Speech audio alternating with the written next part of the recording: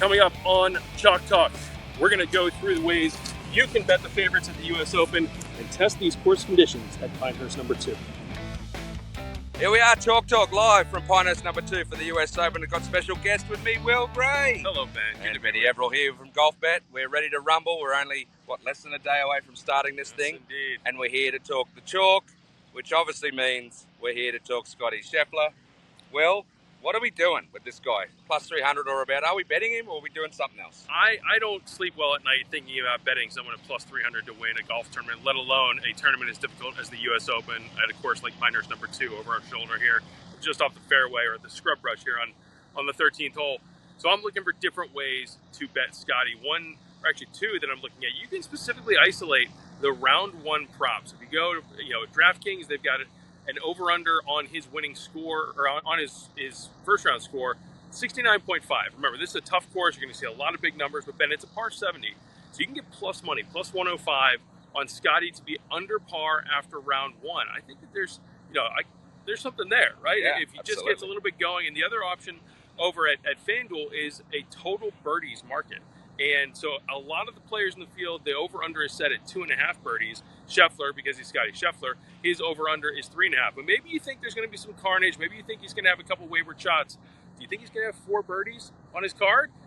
If you do, that's another option. Or again, these are two-way markets. If you think he's going to go, at 70 or above, you can take that side. If you think he's going to have 3 or fewer birdies, so there are options to get plus money or even just slightly under even money at minus 120 or minus 125 on some of those side props that don't necessarily need Scottie to win the tournament at that plus 300 price. One of the ones I really liked, and tell me if you're on board with this too, is you can get obviously first round leader, but you can get leader after round 2, leader after round 3. You get pretty good plus money for leader after round 3, which is something Scottie Scheffler does. He builds into tournaments. So again, rather than go full outright, if you want a bit more juice, what about these leaders at the end of those rounds, the second and third? Yeah, it's tough to pinpoint exactly when Scheffler is going to hit the NOS as a Fast and Furious reference, but he seems to find a way. And we were both out at the Memorial last week, and that's what we saw. He's grinding it out, and eventually he rises to the top. And he was leading after round 3 by a big way. Then he ends up winning, after round 4. So there are definitely angles to this that go beyond just will he have the best score for 72 holes. Let me throw a curveball at you. All right. Do you entertain the plus 800 or so Scottie Scheffler could miss the cut? Tempting. We were just talking about this in our group chat. I mean, are you telling me that Scottie has a more than double chance of winning at plus 300 or so than of missing the cut at plus 800? I think that there might be something there. It's a long shot. I don't expect Scottie to miss the cut, but look at Nelly Korda. No one expected her to miss the cut at the U.S. Women's Open, then one bad hole and she's out. So remember, this is the hardest cut to make in golf. You got 156 guys. It's not top 65. It's not top 70. It's top 60 and ties. You really have a very thin margin. We're definitely going to have a number of notables packing their bags and slamming their trunk for the weekend. You're going to get a big price and a big return if Scottie Scheffler's among that group. Part of the reason that he could miss the cut, let's do it while we're here, since we're on the ground. Right behind you here is the junk that you find here at Pinehurst number 2. Look at how lucky you could be or not be. Well, grab a ball. Right, let's show some people here. You got a little guerrilla marketing here. We're going to show you here. So you got the ball here, and we're a few yards off the fairway here. Toss that ball. Maybe you're getting landing in the middle here. Let's check it out. Let's check it out. Look on the ball. Look at how close you are to this wire grass where you might not be able to get a club on the ball. You're chipping out sideways. You're playing backwards. It's all going to be a matter of Russian roulette and which way the ball is going to bounce in this scrub brush. It's going to be tough to tell, even if it drives just a few yards off the fairway, which way it's going to go and how it's going to react. Yeah, so that's why we talked about the key stats earlier in the week, right? We talked about driving accuracy and scrambling ability, right? Yep. So with that in mind, again, it gives us an avenue to talk which chalk we like. Right. Which of those guys are more likely to, I guess, excel in the stats that matter? Listen, we've both been pretty bullish on Colin Morikawa. Our producer Chris Breeze sent us information, as we're getting ready to tape here, where Morikawa is number 1 in driving accuracy, but he's 41st in total driving. And that's a little bit of a red flag for me. You don't have to hit it super long here. This isn't going to be, like Winged Foot where there's a huge advantage to the Bombers. But as you said, in key stats, we've seen it time and again at Pinehurst. You have to keep it in front of you.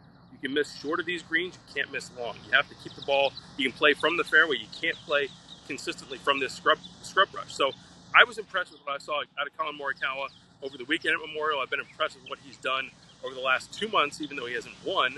I kind of lean that way. I'm pretty sure you do too. In terms of those guys, for me, it's Colin 1A, Xander 1B, and then I'm fading Rory. I don't know that Rory McIlroy is going to be a good fit for this tournament and this course, even though he's had a great track record over the last 4 or 5 years at the US Open. I'm fading Rory big too, which means he'll probably win, because obviously I drank the Kool-Aid before Valhalla and got absolutely smashed for doing so, and obviously didn't do well.